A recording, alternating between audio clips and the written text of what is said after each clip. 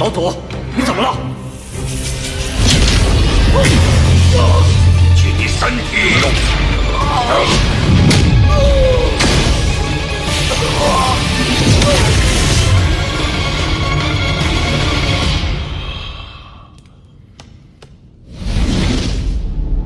那魔童毁我肉身，伤我元神。若不是将他引到小北延吉之地，利用听人禁制将其禁锢，恐是难逃此劫。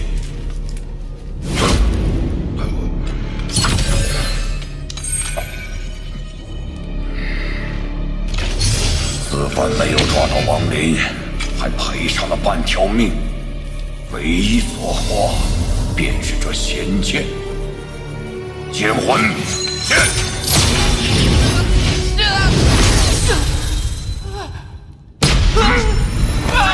大爷饶命！别杀我！当年我也是被那姓王的逼迫的，我对他可是恨之入骨啊！旁的剑魂都是忠贞不二，你这剑魂倒是有趣。你家许爷，他们岂能和奴才相比？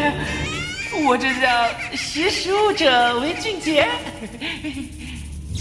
此剑绝非寻常之物，就连其中剑魂都能拥有神智，着实难得。若将其抹杀，倒也有些可惜。不如趁我元神融合肉身之时，先行封印，以观后效。既你主动投诚，从今以后，你便是老夫剑魂，休想耍什么花招。大爷放心，我许立国一向忠心耿耿，绝不背叛。如为此事，便叫我万魔穿心。你随我一同闭关，待我元神与肉身融合后，再去找那亡灵算账。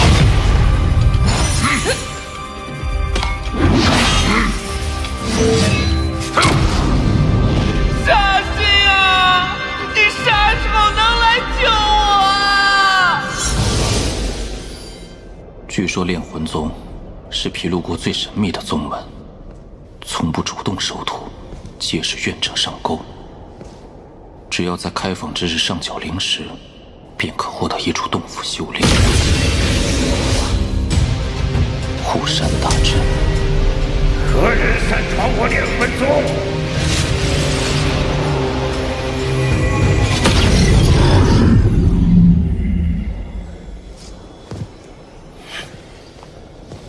拜见前辈，晚辈多有冒犯，此次前来只是想拜入炼魂宗。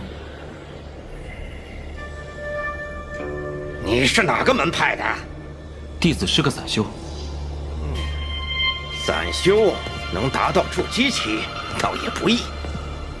不过我宗收外围弟子的时日早就过了，你明年再来吧。前辈请留步，弟子多年前偶然得到一把好剑，一直没舍得用，还请前辈收下。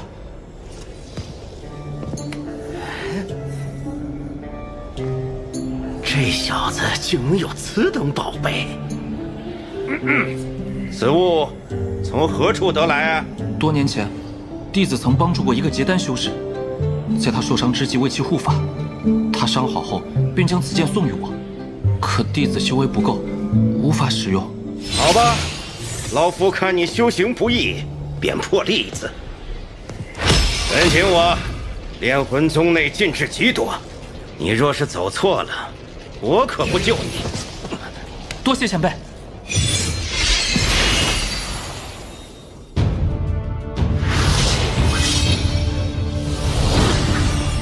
如玉简所说，此处灵气果真比外界浓郁数倍。用如此多的灵气，供成千上万的外围修士修炼，真是罕见的大手笔，倒也正合我意。长兄，长兄，来了来了，喊什么？我路上遇到一个小辈，长兄收他为外围弟子可好？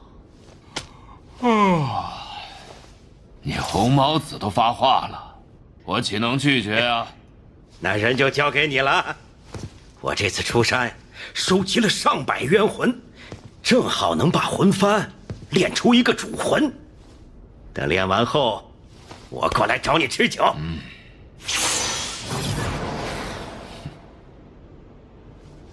红毛子这无利不起早的性子，你可给了他什么好处？回前辈，是一把剑。既然如此，那这1090洞便归你吧。1年1块中品灵石。此洞府灵气稀薄，多半是条废门。前辈，弟子想换一间灵气更充沛的洞府。修道之人最忌贪快，你如此修炼，道基不稳，此生不会有结丹之日。晚辈还有一事请教，红毛子前辈刚所说的魂幡是何物？你可知，我炼魂宗内门弟子虽只有几百人，却能与毗卢国其他门派势均力敌，是因什么吗？因这魂幡。正是，魂幡乃我宗特殊法宝，其中玄妙只有内门弟子可知晓。想当年，我一路厮杀进内门，却因在结丹初期停留太久而被取消了身份，落得个外围管事。不知前辈可否透露一二？你现在还没资格。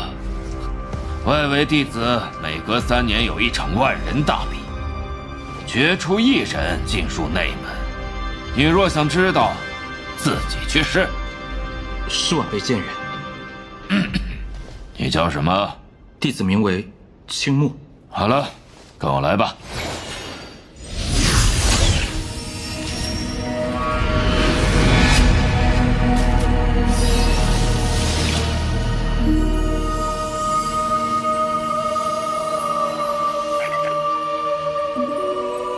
找了这么久，却没发现他的一丝气息，难道真遇到了不测？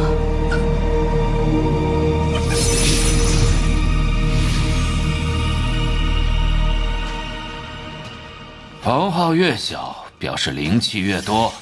看在红毛子的份上，我可是给你选了个灵眼之地。多谢前辈，晚辈日后定多多孝敬。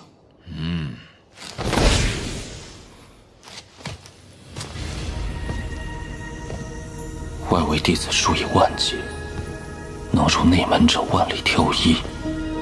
炼魂宗却还要耗费大量灵气滋养众人，究竟意欲何为？恐怕不只是培养修士这么简单。灵眼吗？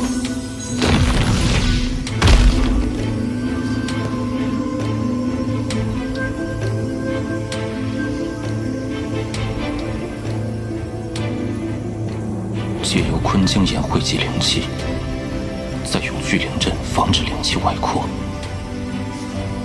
倒是个伪造灵眼的好方法。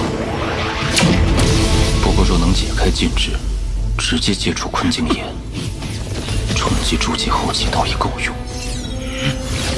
以我现在的修为，要想破除禁制，虽有难度，但未尝不可一试。破！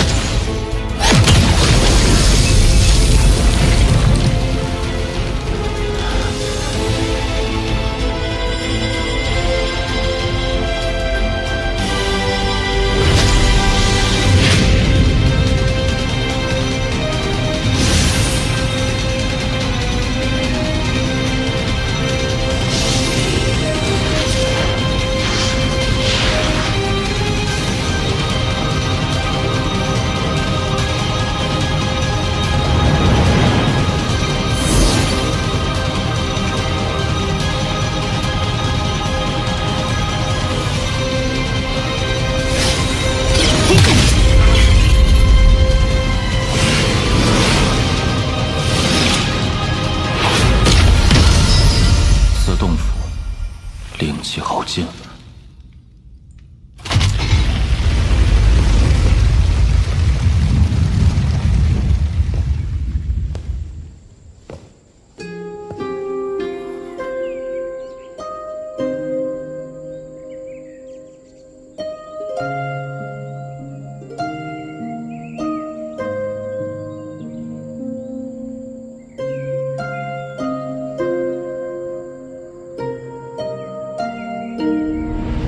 也不知此时婉儿那边怎么样了。还有7年，我必须加快速度，找出灵眼之地，才能彻底将禁锢破除，解除封印。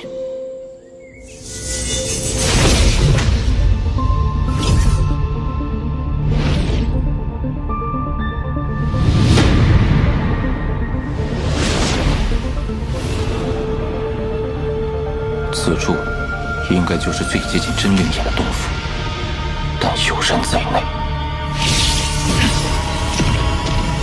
青木，前辈，筑基大圆满，此人天资平平，却在短短3个月内从筑基初期一跃至此，身上定是有什么逆天法宝。又或是修炼了什么玄妙功法，怕是下次相见，我便要称呼你为道友了。元神崩溃后，我无法隐藏修为，倒让这结丹修士看出了端倪。此人日后定是个麻烦。此地人杰地灵，晚辈日夜吐纳，也是侥幸成功而已。你若能成功结丹，3个月后的宗门大比便有极大的可能获胜。若到时你真进了内门，可要时常回来看看呀。啊，对了，我要提醒你一句，炼魂宗大比的规矩只有一个：成王败寇，只要能赢，生死不论。多谢前辈提点。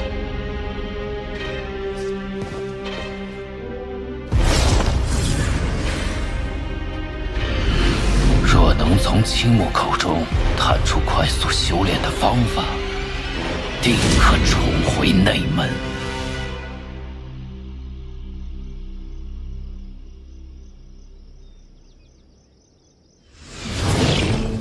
奇怪，怎会不关门？不过一个小小筑基，捏死他易如反掌。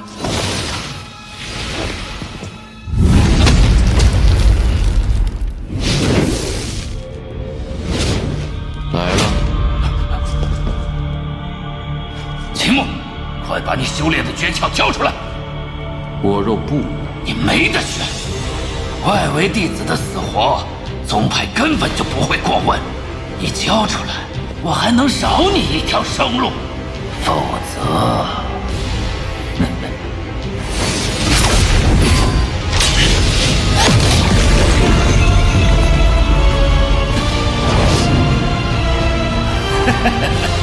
你果然有不少宝贝，今日都是老子的了！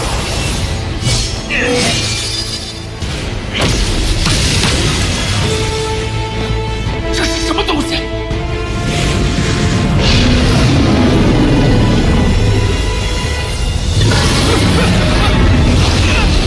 不能少！我可是外围传师。外围弟子的死活，宗派不会过问。你绝不可能只是筑基期，你到底是谁？我是谁，你不配知晓。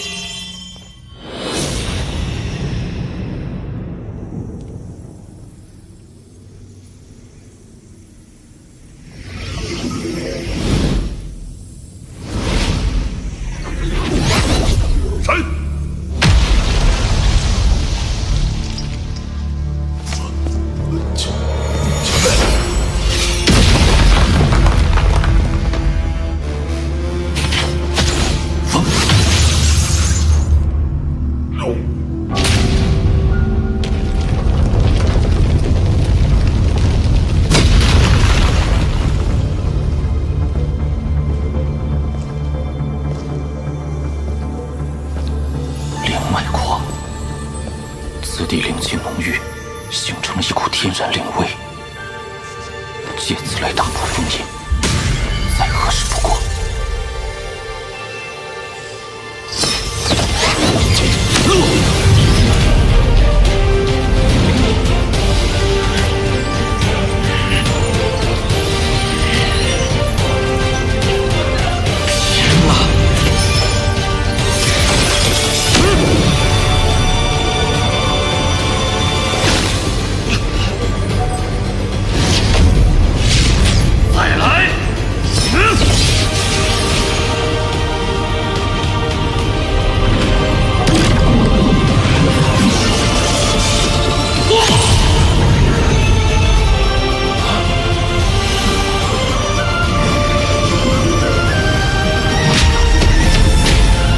我